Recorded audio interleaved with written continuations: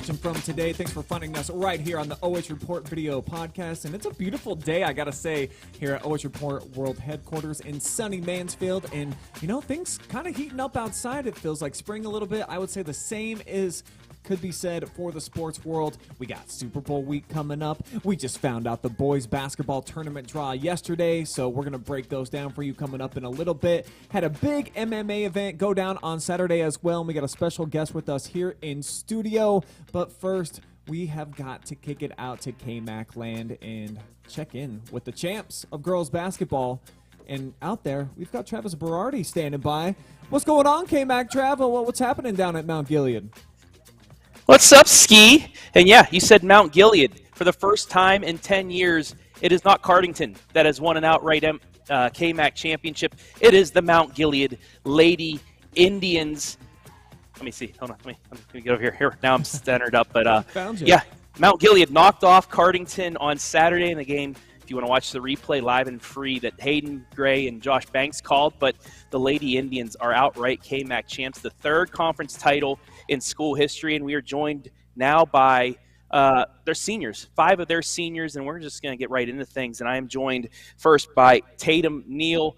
Tatum, thank you for leading things off. I know not a lot of pressure. I don't want to pressure you in anything, but myself and Brian will have a couple questions. But first, just, what's it like this season to go through with such a successful season with your senior teammates and be this good? It's been pretty good. I haven't played basketball since 8th grade, and we had a pretty good season 8th grade year. So to come back and have a good season again just makes it a good kickoff to the end.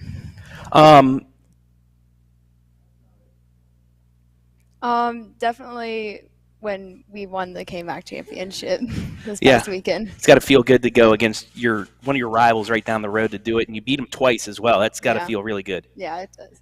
All right, Brian, I'm not going to ask a lot of questions. I'll let you ask a couple as well since we have so many here, but take it away. Well, it's still pretty early on before you get into the festivities, but just the emotions of Senior Day, knowing that you get to play on your home surface for the last time tonight. What has the day been like from you so far from top to bottom? It's kind of just felt like a normal day. I haven't really thought of the fact that it's the last time that it's on our home court, but it just feels like another game day like usual. I guess I didn't mean to bring that up and maybe get you start thinking about all the great memories and stuff, Tatum. So sorry to rip that Band-Aid off for you right here live on the OH Report. But, exciting night for you girls. You just cap off the KMAC championship, as Travis said, on Saturday, knock off a team that's been running things. So getting to play tonight, what are you most looking forward to after the festivities and basketball actually takes place? Could you repeat that for me, please?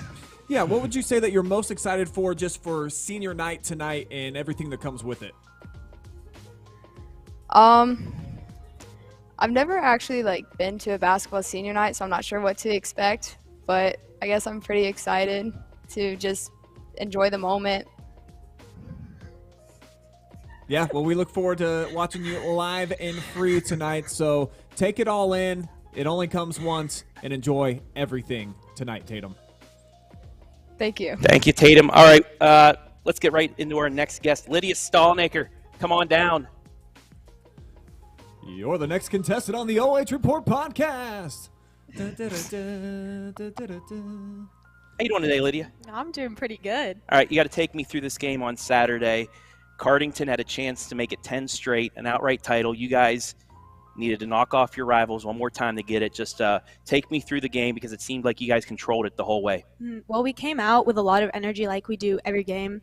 And so I just think right off the bat, we just had so much energy and really took it from there and really played really well together as a team. So, yeah. Yeah, it's got to feel pretty good. Only the third time in school history that you're going to have a number up on the banner under conference title. And it's going to be this year in your senior year. Just the last 4 years, excuse me, still got a little bit of a cold, but the last 4 years building up to this, just how have you guys built up from freshman year to now to get to this point? I think that from freshman year, we've just grown really close together as a team and everything because we didn't have any seniors last year and stuff, so we've all gotten really close and gotten really positive attitudes and did a lot of team bonding, and I think it really brought us together, made us who we are right now. Awesome. Ski? Yeah, given what you just said, the fact that you guys had to be the leaders last season as juniors, how much do you think that helped you grow into the roles that you're filling this year, seniors, and then taking over the KMAC? I think it really helped us because it made us grow a lot together, and not to have seniors to like look up to. We were just filling in the senior shoes as juniors already, so it's just like we've been growing ever since then. And 5 seniors on a small school program, that's quite a few. What do you think makes this group special, your bonds not only on the court but then also off of it? I think what makes us really special is we're all really good friends and we all get along super great. Like, there's no problems with anyone, and we're just all really positive people, and we just always bring energy no matter what with each other. Give me a little bit more insight about this senior class. Who would you say is like the class clown of the group that's always trying to make everybody laugh? Personally, I'd probably say it's me or Candace. We always like to joke around a lot, so we definitely probably the class clowns of the group. What about the most serious one in the group that's trying to reel you guys back in? You're joking a little bit too much. Madeline. And they got Definitely Madeline's the serious one of the group that kind of brings us all together. She's like our mom. She, like, whenever we're getting off track, she's like, come on, guys. And so she's really the mom of the group. Yeah, everyone needs a good team mom. Sometimes they actually play on the team, so I'm glad that Madeline can play that role for you girls. Hey, congratulations on all this success, and we look forward to you not just playing tonight, but moving on into the tournament where I think you can really do some damage. Thank you. And speaking of Madeline Nelson, she's next down here on the OH.Report video podcast. They actually asked Brian, like, is this actually going to be live? I said, yeah, you didn't know that? And they got all nervous. So hopefully, they're not too nervous. Madeline Nelson, the guard leader of this offense. Madeline, just take me through this season. How much of a fun time has this been for you guys to earn your 3rd conference championship in school history? The entire season has been really fun. Like Lydia said, the bonding and just our entire team dynamic. I feel like it's different than other teams. And we're just like she said, we're all just such great friends that we just get along so well. And so every game and every practice that we go out, it's always fun. It's not like a burden to go out and do it. It's just we always have so much fun on the court. And speaking of fun, in the locker room before games, do you do anything as a team to get pumped up? You listen to any music? You do a dance party? What do you guys do to get ready for a game? Definitely a dance party every now and then. We definitely like to dance around in the locker room, and I feel like all of us get pretty hyped up in the locker room, and our coach is really good about bringing that juice, so we get pretty pumped up in the locker rooms before game time. All right, what's on the playlist? We really like Headlines by Drake. Yeah. Drake, nice. Any other songs? Unless you just put that on repeat. I mean, probably Flashing Lights, Kanye. Okay. A lot of Kanye, honestly, or just Grace is mouthing something at me, but I don't know what. I don't know. Oh, Lip Gloss by Lil Mama. Lip Gloss by Lil Mama. Yeah, that's a good one. I think Brian Skaronsky actually lip syncs that song, but you got any more questions, Ski, for her? Cool, my lip gloss be popping, Travis. It is what it is. So there you go. Madeline, just a second ago, Lydia just kind of pegged you as like the team mom. So tell me about that role and how you've grown into that, making sure that everyone kind of keeps it in line. You can have fun, but hey, we're here for business. I like to think that I can joke around a lot, but I also do. When we're kind of messing around too much, I tend to kind of get the girls back into it and let them know, like, hey, we're here to win games and stuff, so we do have to focus every now and then. But we also do like to have fun while we're focused at the same time. So I feel like we do a good job at having a good balance at that. And then tell me about some of the other kids on the team, and who would you say, who's kind of like the smarty pants of the group? Who's the really smart kid that's always making sure that they go above and beyond in the classroom? I want to say Grace, honestly. I feel like Grace does really well at working on her academics, and she's really focused in school, and she's a hard worker. So definitely Grace Shipman. Would you say that Grace would be most likely to be voted likely to be president someday out of the 5 seniors in this group? No. I love her to death, but no. Did you have a choice? Did somebody stand out head and shoulders above the rest in U5 that could be maybe a Congress lady or something one day? I don't know. Maybe Ava Baker. Ava Baker. That's not a senior, but definitely Ava Baker. All right, fair enough. We'll be looking for her maybe in the political playground one day. But looking forward to watching you play tonight. Good job being the team mom. Keep it all together on senior night.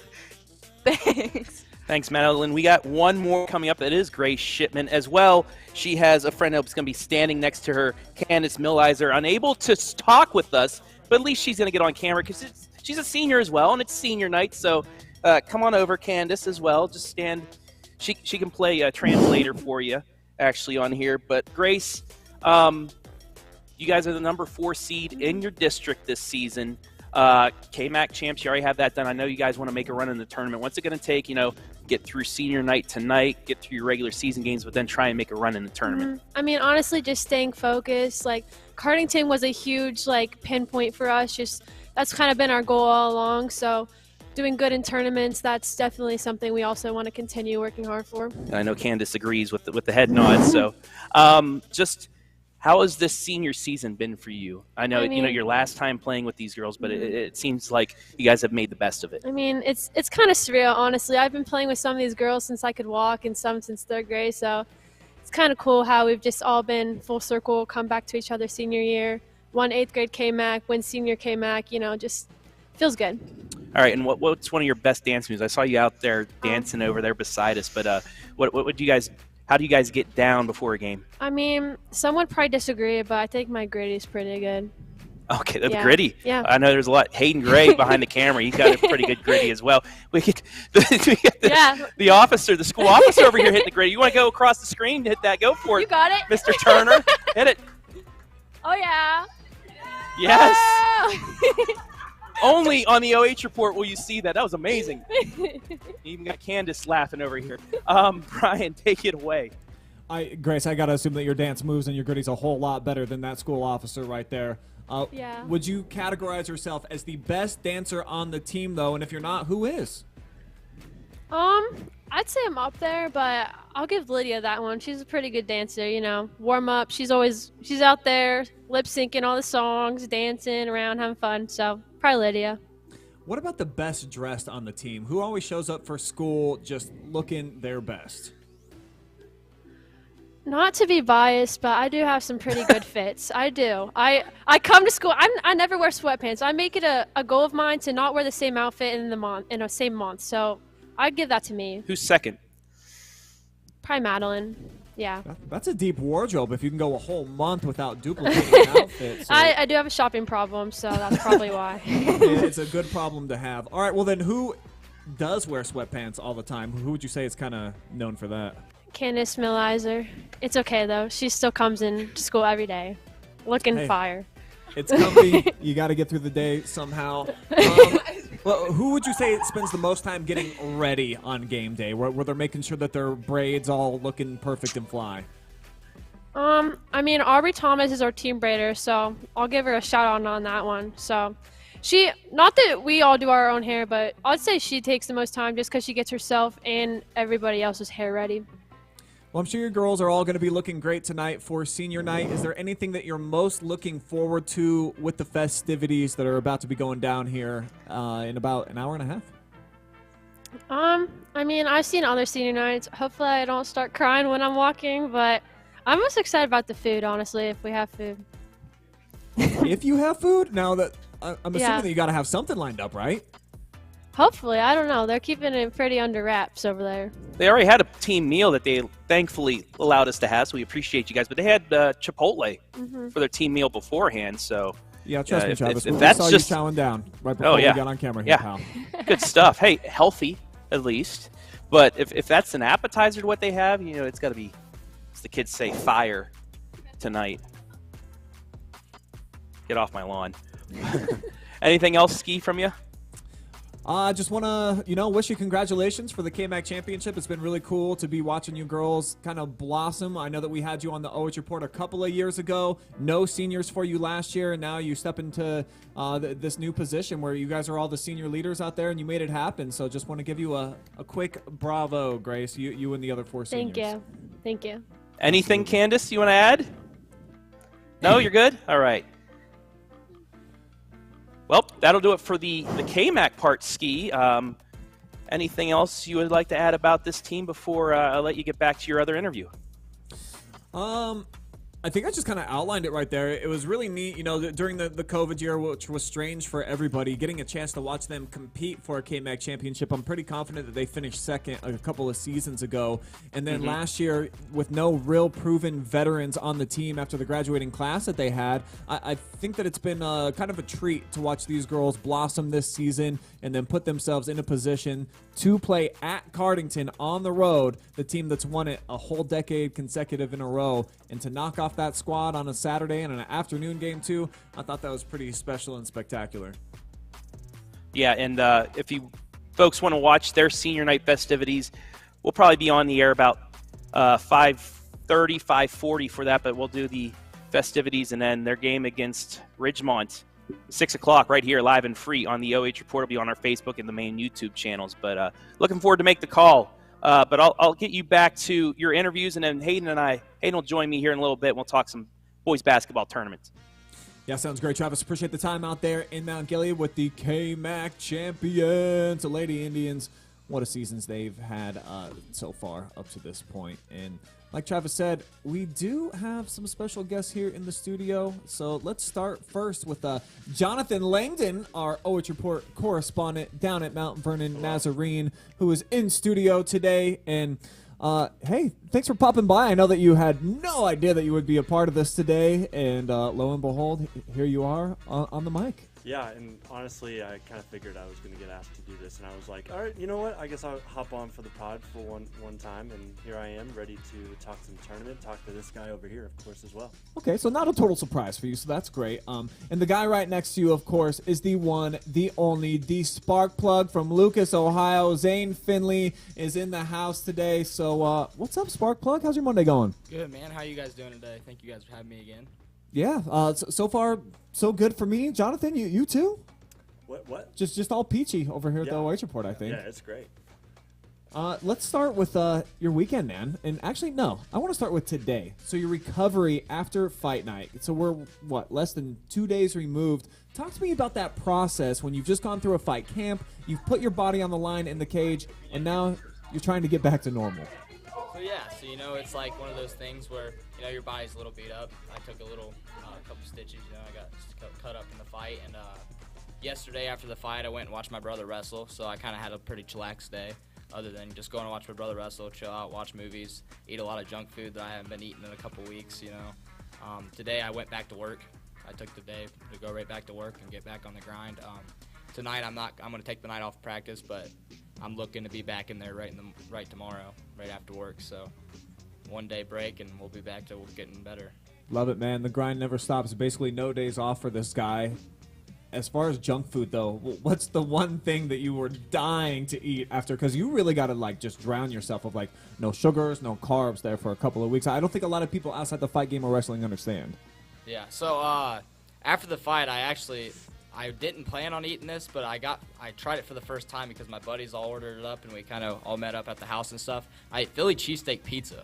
And let me tell you, that was pretty good. So I tore that up, and then yesterday, I can't even remember what I ate yesterday, but I know I ate a lot of stuff. I didn't eat like I usually do. You didn't discriminate, just anything that you saw you were getting down on. That's right. Today I had cheeseburger and fries. For you. Yeah. Just gotta celebrate. That's right.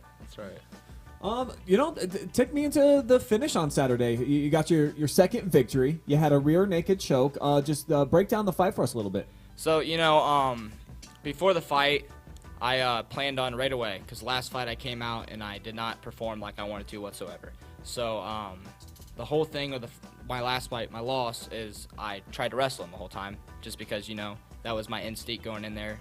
But this time around, we tried to change up style, and I wanted to perform my stand-up game because, I've been working on that same as much as wrestling my whole life, and I wanted to be able to display that. So right before the fight, that's the whole fight camp we were told, you know, I need to build my confidence and stand up. And I went out there, and right away I fired a leg kick, and I moved around, and I tried to keep it standing the whole time.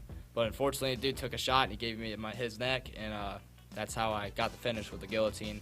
I think it was like 2 minutes and 36 seconds in the first round. Yeah, got to be so satisfying. Both of your victories coming in a finish fashion. But let's talk about the loss now and how much that motivated you, and what did you learn from that experience that made you want to go back and, you know, push even farther and add something to your utility belt? So right away, you know, a loss, you always learn more from a loss than you do a win, obviously. So I didn't like losing, obviously. So I went right back to the drawing board and watched my fight multiple times, trained and tried to critique everything that I felt that went wrong in that fight. And I just came out with a positive attitude and positive energy all through this fight camp. And thank God that everything came out the way I wanted it to. Talk to me about fighting at home and what that's like, you know, with a lot of your friends, family, all in attendance.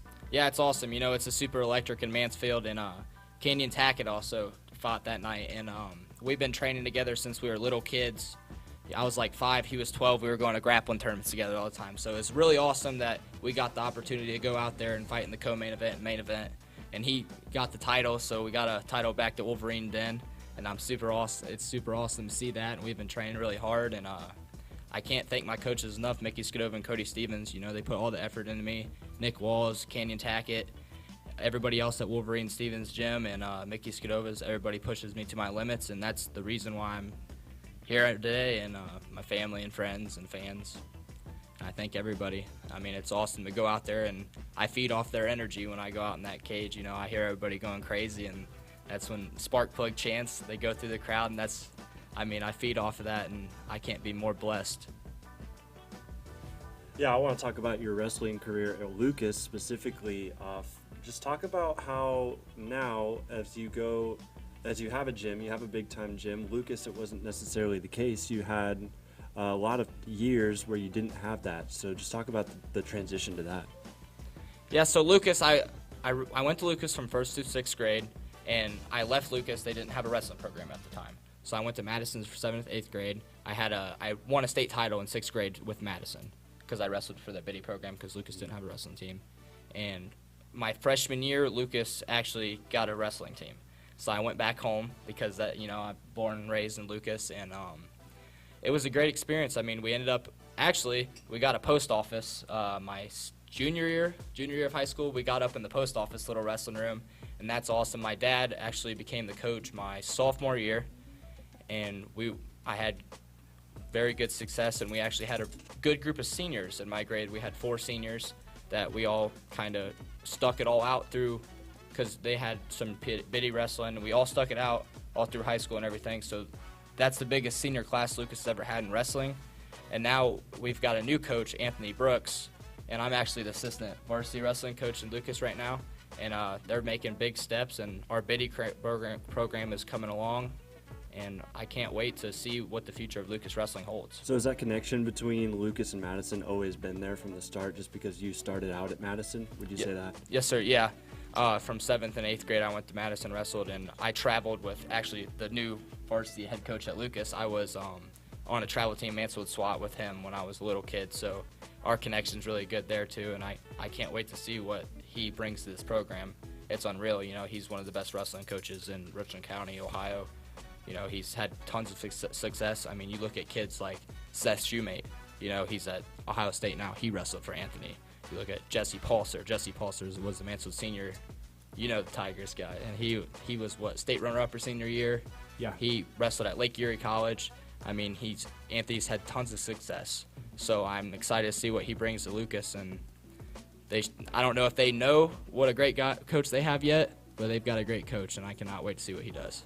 And another thing I want to ask is, I looked this up today, and actually saw last year you and Madison in March when you were on your way to the state competition. You actually got into that I-71 shooting last year, and I remember that because I drove down I-71 just about 2 hours before that happened. So I know it kind of shook me up, but even you just being in that scenario, talk about that a little bit. Yeah, so, I'm leaving Lucas, first ever state wrestling qualifier, and we're leaving. It was a great day, just normal day. I was riding with my dad, my mom, my girlfriend, and my little brother, and we were driving, and we actually were going off the exit, and Madison bus is going. So we just followed them all the way there. Hunter Hutchison was going to state, and we were just following them all the way there. And I remember, it was probably 100 feet in front of us, right before the Otterbein exit. What's that exit? Polaris, I think? Yeah. Maybe. Right before that exit, we see this guy running across the street, and there was a semi stopped. Everybody is stopping, and the Madison bus, we see them swerve. And right when the Madison bus swerved, this dude's right in front of us just firing. Luckily, he didn't have a very good shot, but we swerved out of the way, and my mom, she did the greatest thing that she could have done. She swerved. They always say if you're getting shot at, maybe do a little zigzag or whatever, but luckily nobody got hurt. Yeah, it wasn't a very good experience, especially heading to state. I don't want to say that affected me, but at the end of the day, wrestling didn't matter to me at that point in life because, I'm looking at my whole family in a car that just all survived. That could end up a really bad day, and wrestling didn't really matter to me by the time I got to state because family's always first. Yeah, I had to change your perspective just on everything going down there, and not that you said it impacted the result or anything, but sometimes, sports aren't that important when just being alive is the top priority. Exactly. So, man, what a crazy wild ride. And I honestly, I had heard about that, but I did not know that you were involved with that until Jonathan brought up a news clip for me today, and I was like, that is unbelievable. So how has that changed, your perspective on life, if at all? Did it take you a while to get over that, would you say? Yeah, I would say, you don't get shot at every day, so it was one of the it was one of those things that it definitely was it almost woke me up a little bit in life. Life's too short to, if you're having a bad day, make it a good day because, at a blink of an eye, your life could be over. Or, one of your loved ones' lives could be over. So it's one of those things where you make life the best you can every day. If you're having a bad day, think about that day. If you're having a bad day training, I can even put it in perspective of training. You're having a bad day training. Guess what? At least you're here training. You're not, you're not here. So I would say, yeah, that has changed my life a little bit. But I really don't try to think about it that often. And I think it's really cool that you're giving back and you're trying to change others' lives over there at Lucas, becoming the assistant coach for that program, because I know that so many others have helped you get to where you are, and you're still such a young guy. That's got to be really rewarding for you at this stage in your life to already be able to give back to some of the youth from the community you grew up in, correct? Yes, sir. Yes, sir. Yeah, you got any studs that are coming up through the ranks over there in Cub Country? We've got a sophomore, Hayden Caudill. He started wrestling just last year. And he plays football. I think he was guard or center last year, Hayden Caudill. Tough kid. He's buying into the process. If you buy into what Anthony tells you, his technique, everything, you will have success. He's a great coach. Anthony is a great coach, and Hayden Caudill. And then we've got two seniors, Mason Kendall and Damon Mock. Damon was my wrestling partner last year. Damon's got skyrocket potential. He can move like nobody else. And actually, Mason Kendall wrestled with me back in the day with Anthony, so he's got tons of technique. And those two kids, obviously, we're going to have to wave them goodbie here soon with the postseason. But Hayden Caudill, I could see him being a two-time state qualifier.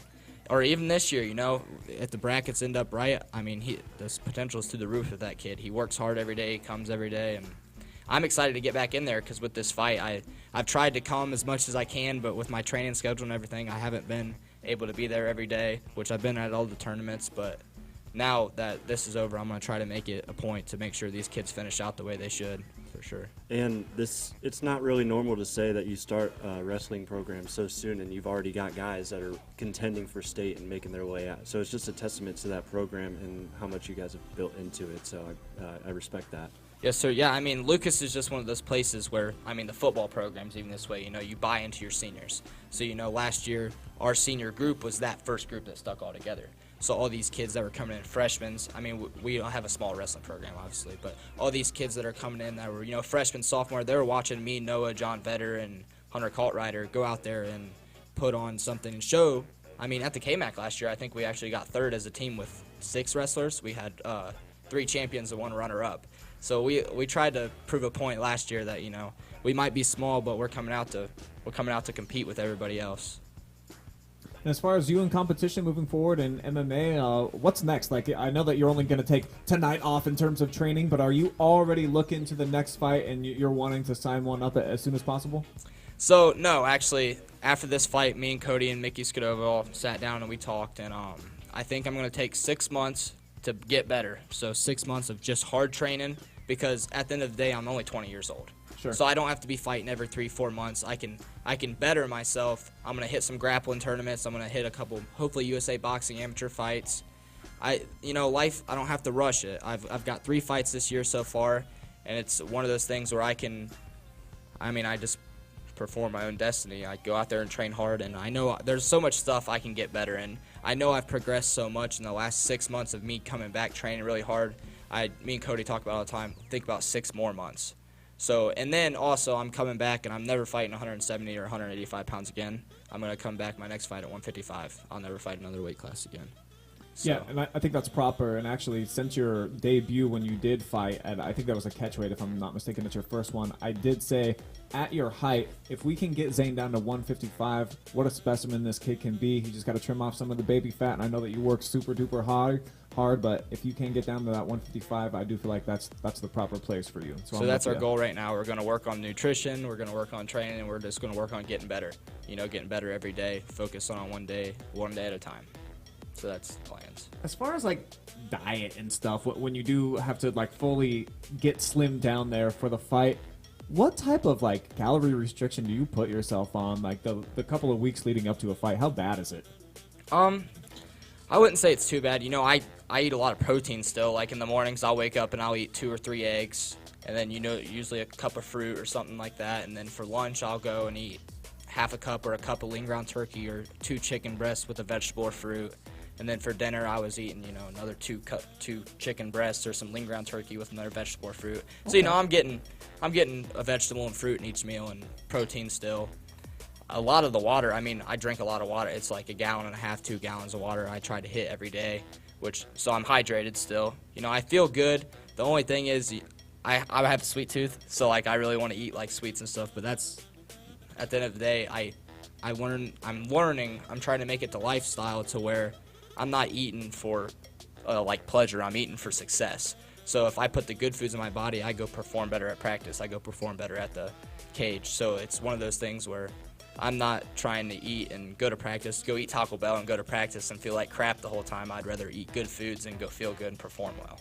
I'll tell you what, in that aspect, you have a lot more discipline than I do. I don't know what you can say, but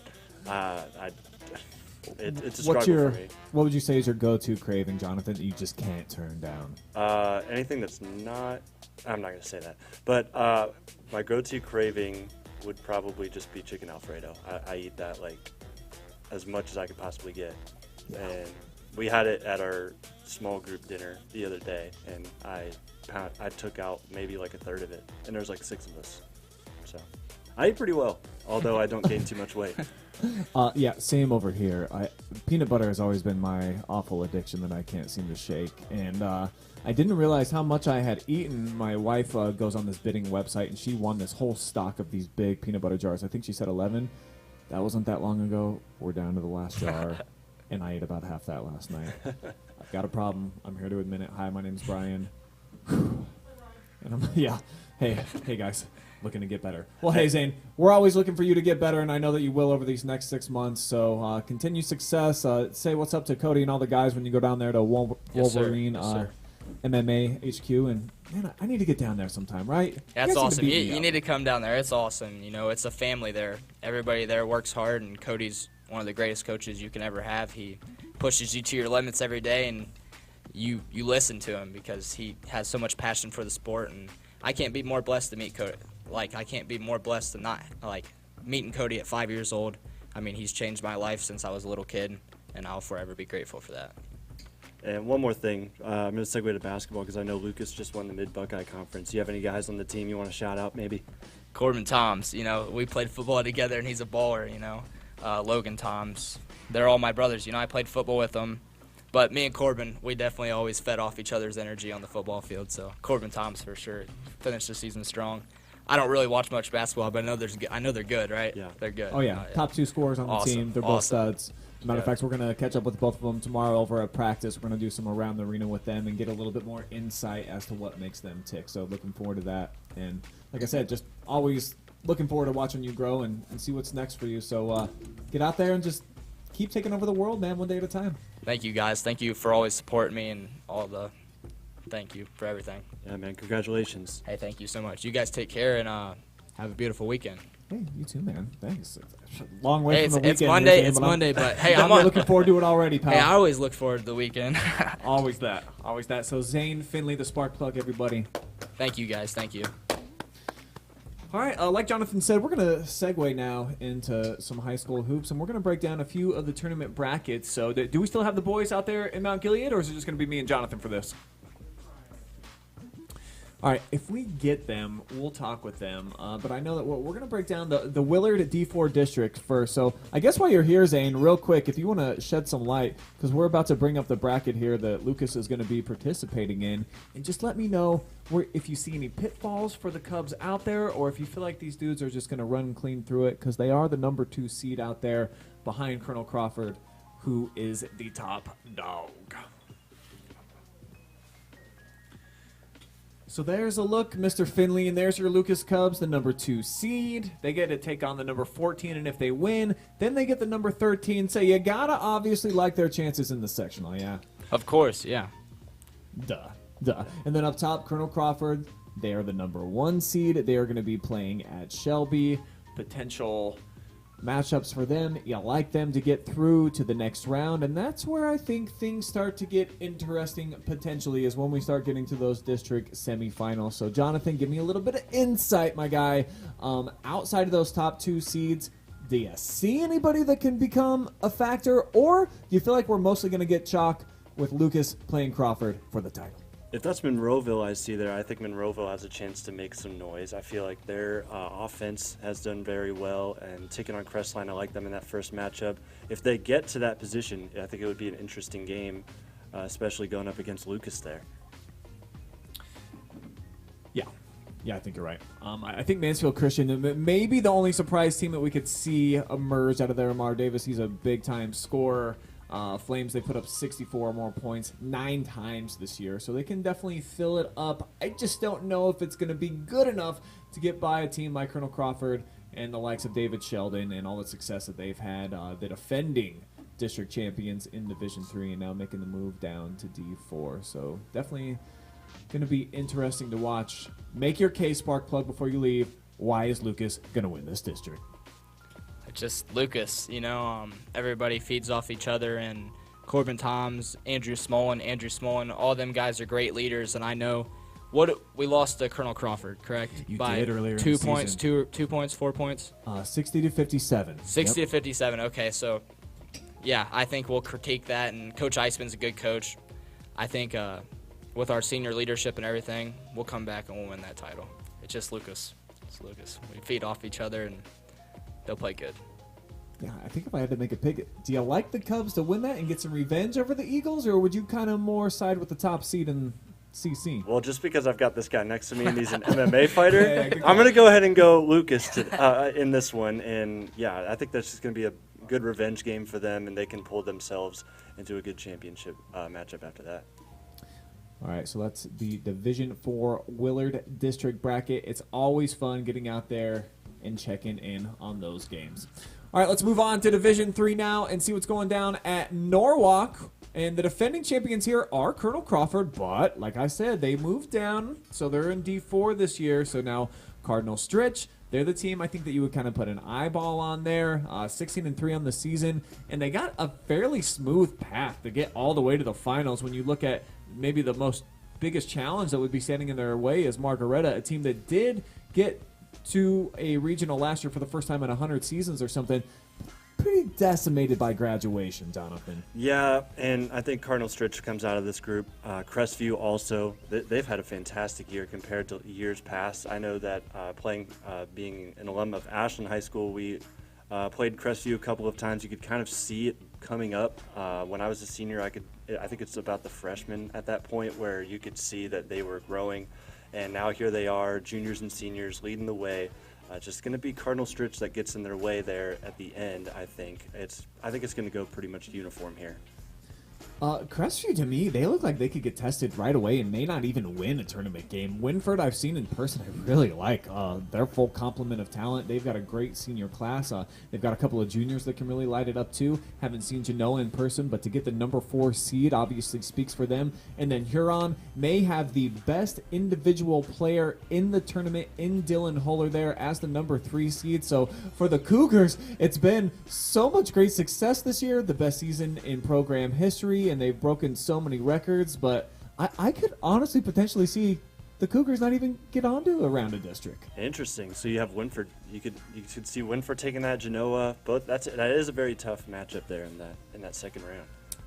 I'm not going to pick against the Cougars. I like them a lot. I think their complement of talent that they have on the perimeter with Cash, he's able to shoot it really well. Justice Thompson, well, what a star that kid's become. And the guys that they got inside, too, it's a really good team. I'm just looking at the top of the bracket compared to the bottom, and it makes me a little bit worrisome for my Cougars. And also you could worry for Cardinal Stritch a little bit as well, because they've got that bottom division, maybe some of the lower seeds in their end.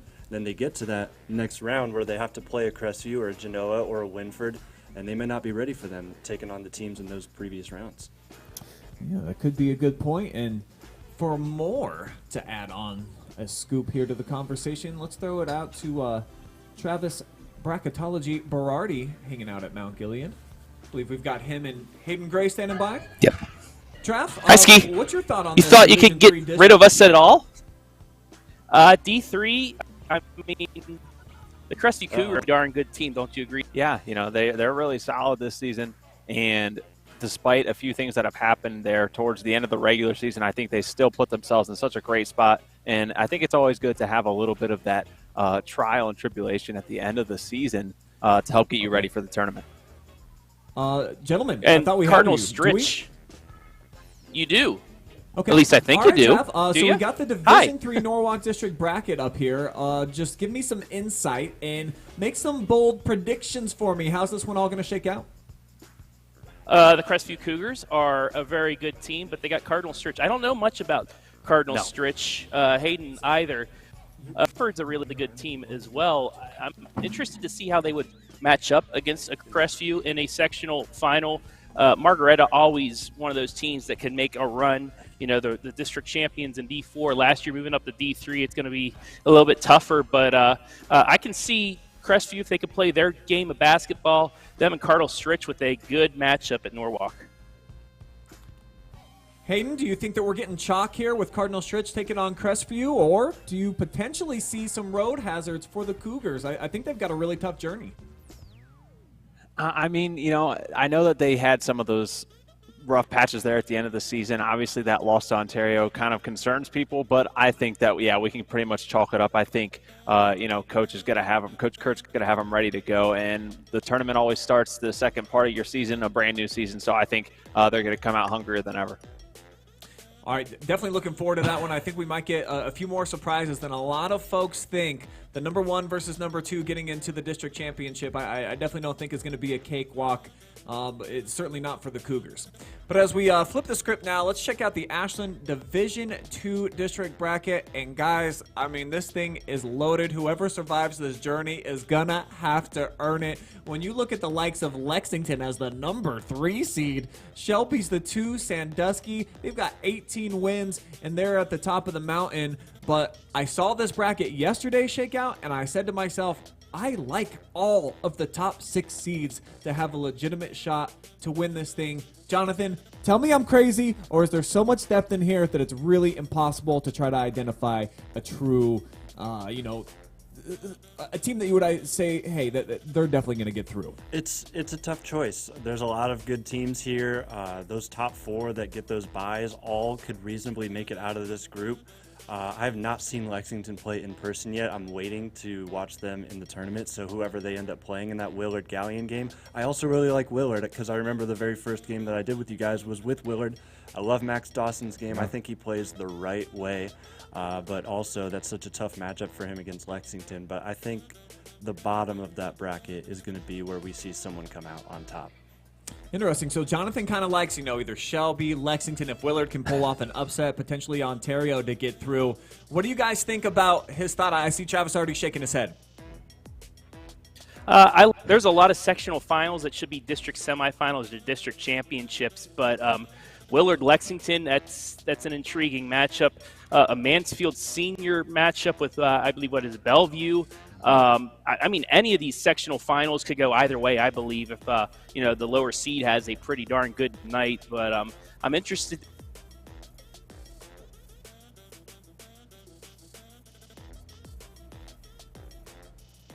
See if both those teams make it to a district semifinal and what those two would go up against each other. But everybody's going after Sandusky, one of the best overall offensive teams in the area. I know Mansfield Senior put up a tough fight against them at Pete Henry.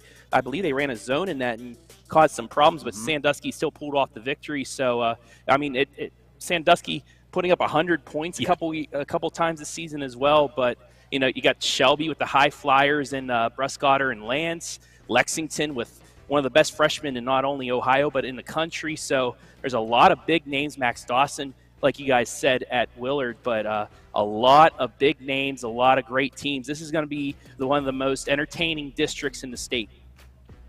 I could not agree more. I mean, you look all the way down there at Ontario, they've won 5 straight, and all those have been close games. So they've now proven not only can they win the tight game down the stretch. Sandusky, who looked unbeatable over these last couple of weeks, they're riding like a 12-game win streak. Like you said, the Tigers switched things up on them, and they kept it close. They had a chance right there at the end of the game. You love what Shelby's doing. They just went on the road, but they needed double overtime to take down River Valley. So I can't make 2 cents out of a nickel about what we're looking at here and who some of the potential favorites are. So, Hayden, do you see any pathway out here that in your mind of minds you see some matchups and kind of how they're going to formulate that there's a team out there that you like to win this district? I mean, like you said, I don't even have the right wording. Some of the right analogies are just figures of speech that you were using. I definitely agree with what everyone said, that this will by far be probably one of the most entertaining brackets that we have. I know someone mentioned, it might have been you, Brian, but I'm really intrigued by the potential matchup between Willard and Lexington. I don't think that's a game that's just going to be a cakewalk for them when you have a kid like Max Dawson and those around him. But there's been a few times this year where Lexington has played down to their competition. Sure. Not that Willard's significantly worse than them, but I think that could be kind of a trap scenario where if Lexington doesn't come out firing on all cylinders, it could be an earlier exit than others expected. I think, of course, I'm a little bit biased, and I like my Whippets to try and maybe make some noise. We'll see a great preview of that when they take on Lexington at the beginning of next week. But it's just loaded. You mentioned Ontario. They started to figure things out here the second half of the season. Big win against Crestview. Absolutely. I mean, that wasn't just a fluke game where they take an OT. They allowed them to come back, but, I mean, they were up for most of the ball games. So this one just has fantastic written all over it. And, I mean, we don't cover Sandusky very much, but we're going to have an opportunity to see them take on some of the teams we do cover a lot, and this could go their way as well. All right, guys, I'm going to put a little bit of weight on your shoulders, though. Make a bold prediction for me, Hayden. Give me one team. Who's coming out of here?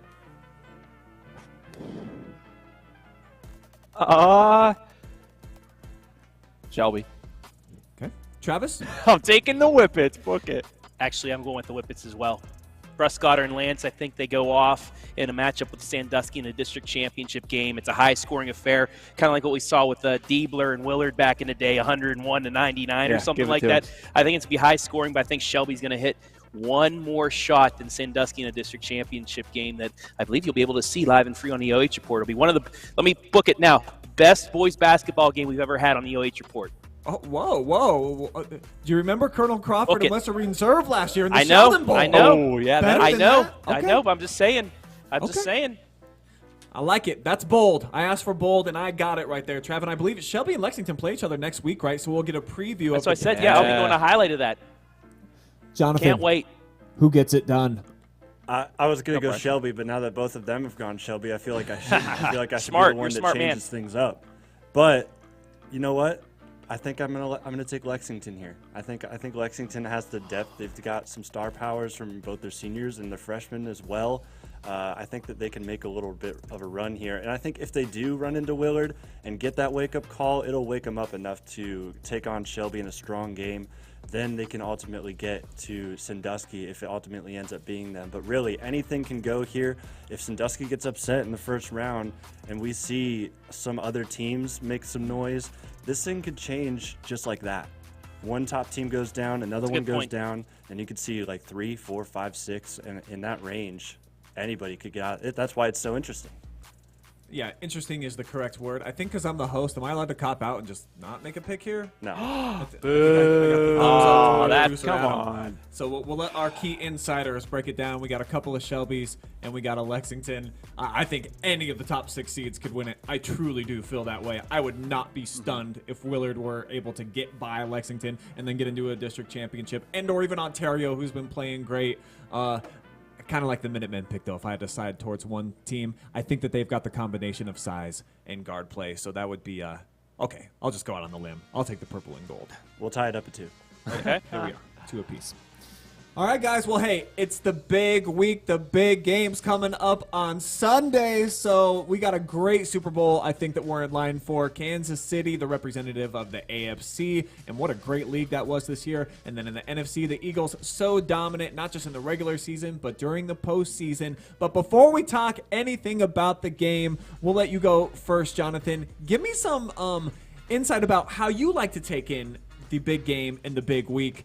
Do you like the media days and all the conversation that's around it? Do you like the commercials during the Super Bowl? Are you more into the halftime show and the Rihanna? Do you mostly care about the game? What excites you most when you hear Super Bowl week? Well, I typically party with a pretty big group of people, and we've got the half that love the football part, we've got the half that love the commercial part, and then we've got like that pretty much shared love for the halftime show as well.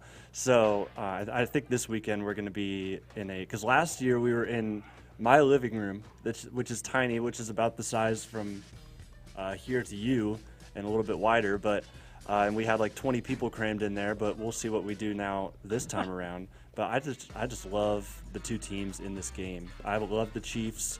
I was born in Kansas City, in fact. Never really grew up a Chiefs fan, though.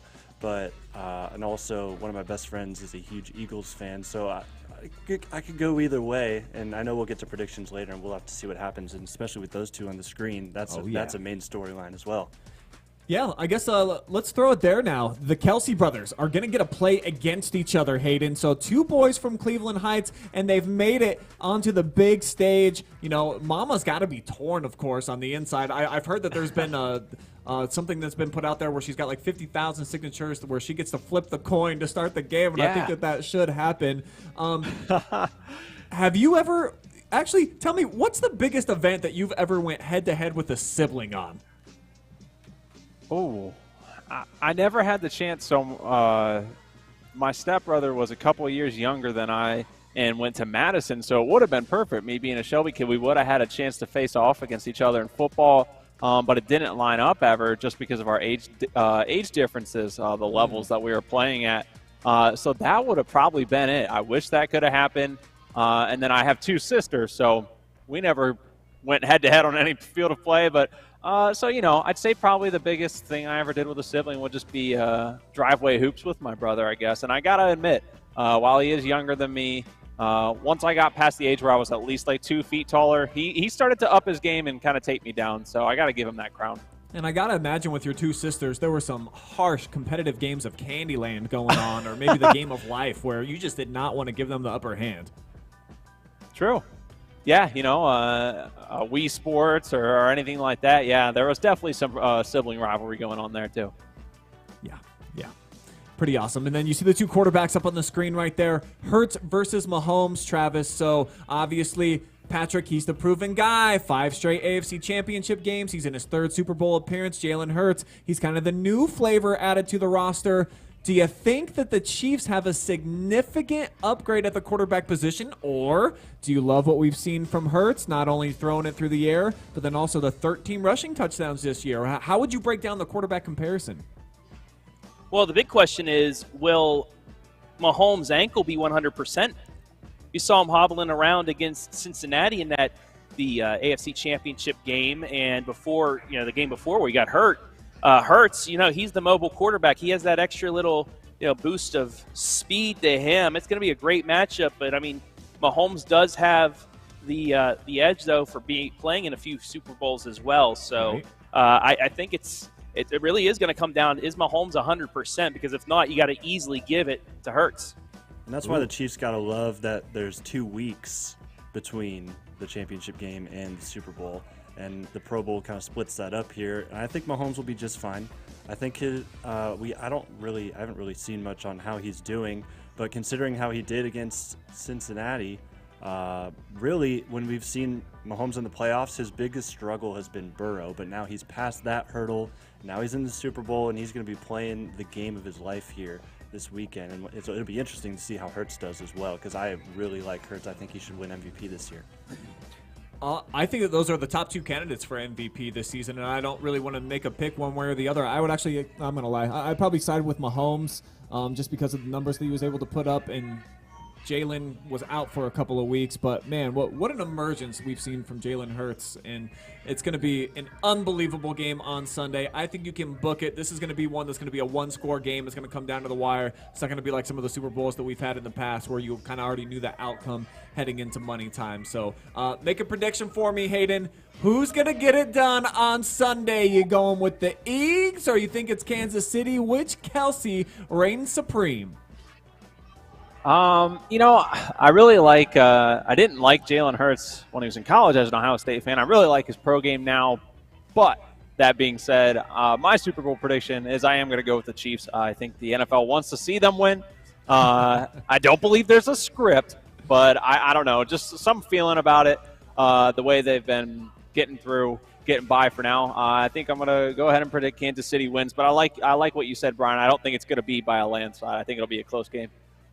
Yeah, I definitely think that the Kelsey brother playing for the Chiefs has the upper hand, even though Jason obviously is a great, phenomenal player himself. But Travis, he's having an outrageous season in terms of statistics. So, Travis, you buying in on the Travis train, and you think that Kelsey's going to get it done? Or do you think that Jason gets it done with the Eagles?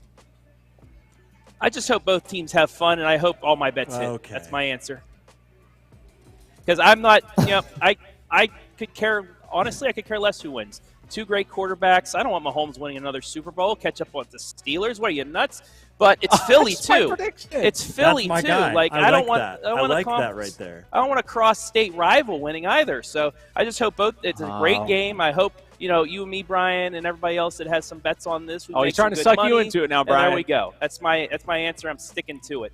Man, no matter where I look, I'm just surrounded by Steelers fans. This is gross. I even look at the producer. He's back there waving at me. I don't know how I got stuck in this bind. So, obviously, since you're all Steelers fans, we got a couple of picks here. Where are you going on this, Jonathan? You know what? Although I am a Steelers fan, I think Jason Kelsey rides into the sunset here in this game. I think the Eagles take it. Right now, they're favorites. I think it's going to be... They're saying it's going to be pretty close. I think it's going to be about a touchdown. And I think it's going to be Jalen Hurts that pulls it away. He didn't have a passing touchdown in the NFC Championship game, but I think he's going to reestablish that. And they've just been too dominant, man. The last couple of weeks, especially in the NFC, they did have a pretty easy schedule, but I think their momentum, they've got it rolling. They dominated a lot of their competition outside of they dominated pretty much every round. And they haven't really been contested, but I think it changes here, and the Eagles will fight that, and they'll get the win. All right, I guess it's down to me then, gentlemen, to kind of settle the score here. And when I look, though, at Kansas City, you talked about Mahomes and the ankle and how big a factor that's going to be. How about the fact that I don't think Juju's able to play? Tony's probably not going to be able to line it up. Hardman's going to be out of the mix, so Mahomes can't throw it to himself, and especially on that bum leg. So I'm thinking that the Philly defense is going to be able to make some noise. There's a couple of offensive linemen that aren't in the best of shape, too, right now for Kansas City. So I do think this is going to be close, as I already talked about. But 31-27 is my final score prediction, and I got Jalen Hurts getting it done and maybe becoming the NFC team that's going to be on a trajectory. We could see them back in the Super Bowl for a few more years to come. And how about Andy Reid versus his former team? That's a full another storyline that we forgot to talk about. I think that the Eagles, though, are going to let Andy know, hey, you made the wrong choice. Should have stuck here because fly, Eagles, fly. All right, guys, that's all I got on the Super Bowl for you. What do you got going on out in Mount Gilead tonight, gentlemen? Fill us in. Well, the clock's reading 38 minutes until the start of senior night, so we're going to have to jump off here in a moment, but it is senior night here at Mount Gilead High School. The 5 seniors actually on the floor getting some pictures, getting some warm-ups done right now, but taking on Ridgemont, a team, though, Ridgemont that scored under 400 points offensively this season, so it's going to be a tough test for them. But for the Lady Indians, the KMAC champs, getting one more home game in the regular season. We know they will host at least one tournament game in a week or so, but it's going to be a fun night here with the 5 seniors from the Lady Indians. Hayden, anything? Just hope they have fun. Yeah, they're ready to go. They had fun, and we appreciate them sharing their team meal with us. Yeah, hopefully they had some gluten-free choices for you, hey, and you were able to take part. Oh, yeah. Rice, chicken, the works. Nice, because we were afraid that maybe Travis stepped in and he got your portion too. But it sounds like everybody's fed and you're ready for action. Hey, I know you guys got to get going because senior night's going to tip off here in probably just about 20 minutes. So everybody can watch live and free coming up maybe at about 5:45. And you can see and hear these 2 fine gentlemen on the broadcast. Have fun tonight, guys. We will. Thank you, sir. Enjoy watching. Yes, you too. Absolutely. All right, guys, that's going to wrap things up here on the OH.Report video podcast, episode 2 of season 2. And a big thank you to our special guest, Jonathon Langdon, who jumped in here kind of on the fly. At least he said that you were semi-prepared for this, thought that you might be called upon, and I got to say, you delivered, my guy. Thank you. I appreciate that. Maybe don't make fun of my high school takes. I'm in the KMAC region, but we didn't really look at the brackets there. But I'm excited to see what Fredericktown, Centerburg, what they do in the tournament. I'm sure we'll talk about that eventually, but it's awesome. Yeah, Wednesday on the Joe Show, we are going to break down all the brackets, and as Jonathon said, they've been kind of in KMAC country for us this year, and as the official live stream provider of the KMAC, we've had a bunch of games, including the one that's coming up tonight, but we will break down with Joe Baylog and Travis Berardi all of the brackets from around the area. Of the KMAC teams, for the boys, who do you think makes the deepest run in the tournament without even seeing? You're going in blind right now. You don't even know who they're playing. Oh, easily Fredericktown, I think. Easily Fredericktown. They've got 7 seniors. They're all determined to make a run. I talked to them after the Centerburg game. I talked to Cade and, it was Cade. Who was the second person? I'm losing it. But they were basically telling me that their goal from the beginning was to win the KMAC. Now they've done that. Their second goal number 2, is to make a deep run, and they know that they can do it because they've got 7 guys that all play in the rotation, that all are riding on this being their last year, and they want to make sure that they can make the most out of it. So I think that's solely the reason why they'll make a good run at it. Also, shout out Colton Martin, just committed to College of Worcester. Oh, good for him. Yeah. Good for Colton. Heck of a basketball player, and it's been fun to watch him over the last few seasons out there in Centerburg. So, again, on Wednesday night, you can see all the bracket breakdowns on The Joe Show. We'll be live with that, I think, at 8 o'clock, right? I don't think we have any other live streams going on that night, so we'll probably go live right at about 8 o'clock. So, for Jonathon and the boys at Mount Gilead, I am Brian saying so long here from World Headquarters. We'll see you on a live stream near you later on in the week.